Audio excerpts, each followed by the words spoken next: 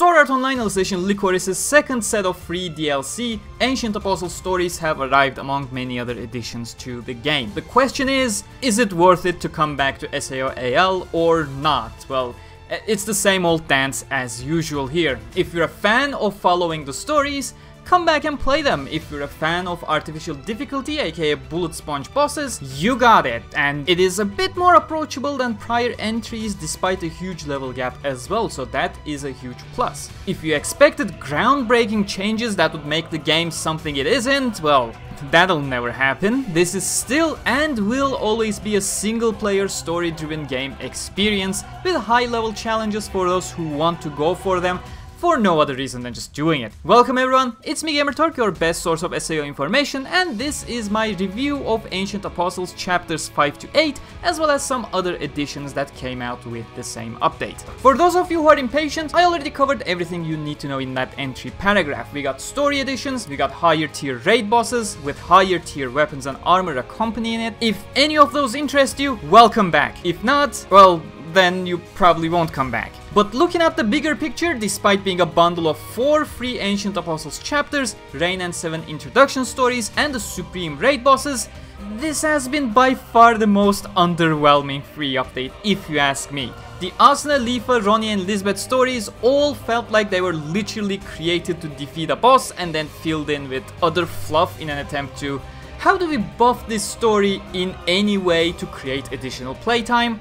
And we know such story creation never leads to a meaningful experience with the player. Funnily enough, Lisbeth's story was pretty much the only exception to this, where they didn't even bother adding the fluff to extend the playtime, and it ended up being the best of the 4 stories with just a 40-minute runtime, compared to barely above an hour of the 3 other stories. Don't get me wrong, it's not an impressive story compared to the first 4 chapters prior to the Myosotis DLC, but it at least does not overstay its welcome with its fat trim. There are, however, individual moments where each DLC shines in a certain way. Kirito and Asuna's moments together are the highlights of the Bound Angel, but the entire story is bogged down by both of them coming down to weird conclusions because we need to fill that time with something to do, so better chase these weird conclusions rather than assuming the obvious.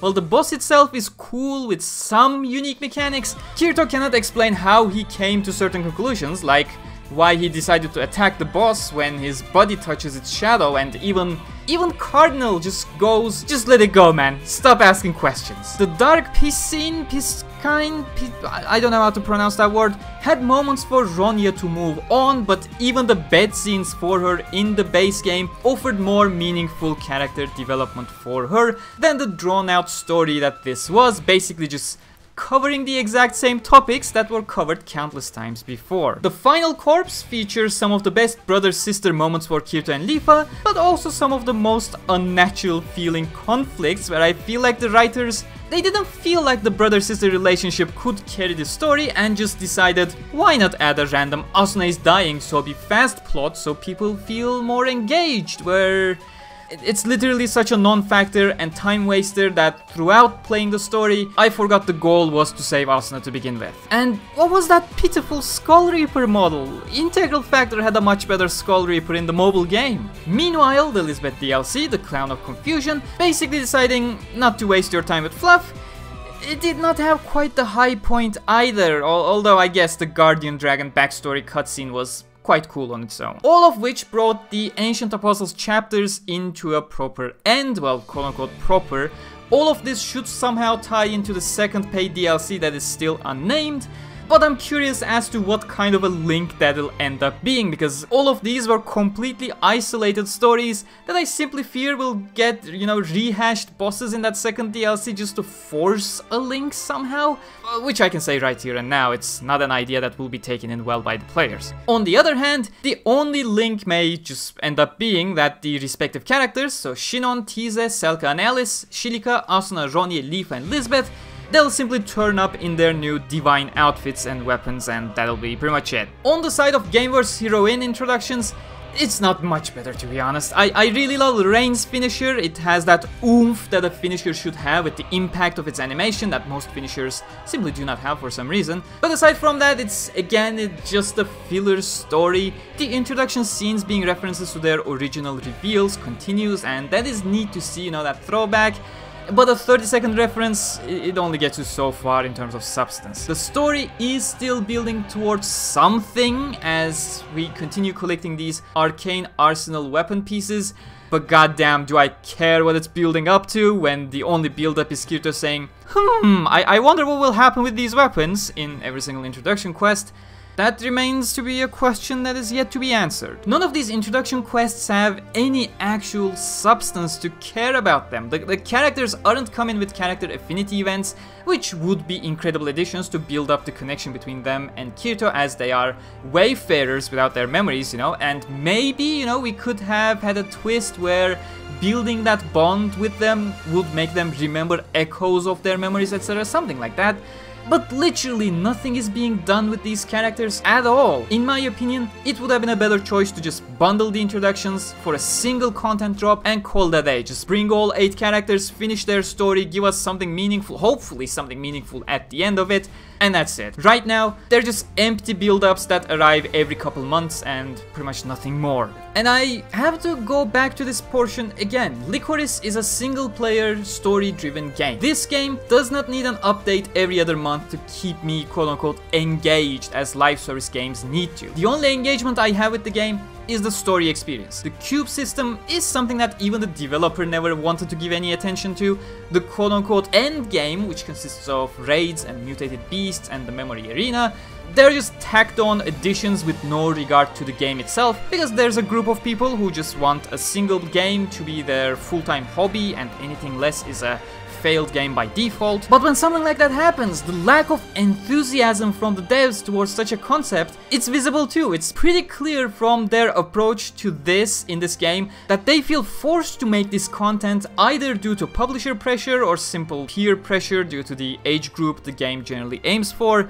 You know, the games that have an active endgame to go into, they usually make sure the endgame is tied to the narrative they have in the game in order to not make it feel like a tacked on experience to the game itself. They try to hide the fact that an endgame loop is nothing but a meaningless hamster wheel. That's fine on its own. Most endgame loops do in fact end up having a satisfactory loop despite being a hamster wheel, either through narrative additions or gameplay additions, you know, in regards to gameplay, whether through mechanical challenges or other implications for the general gameplay of the game, etc, etc. Heck, Art Online Alicization endgame loop, the Sacrament dungeons initially, as well as the Infinite Dungeon, the Singularity added in the final update, both came with direct story ties, as it was later revealed that someone was using these features for an advanced AI research. That story beat, it didn't have a meaningful conclusion, as I personally took them as something more tied to a research hinting at Alicization anyways, but at least there was a tie-in to the story of the game, where Origin was also being used for a similar AI research with certain repercussions regarding Premiere and TIA. In Lycoris, there's absolutely nothing. This entire thing maybe should have been a topic for my base game review, but it becomes more and more of an irritating topic over time with every single update to these completely isolated and detached modes that you access through a menu node. You know,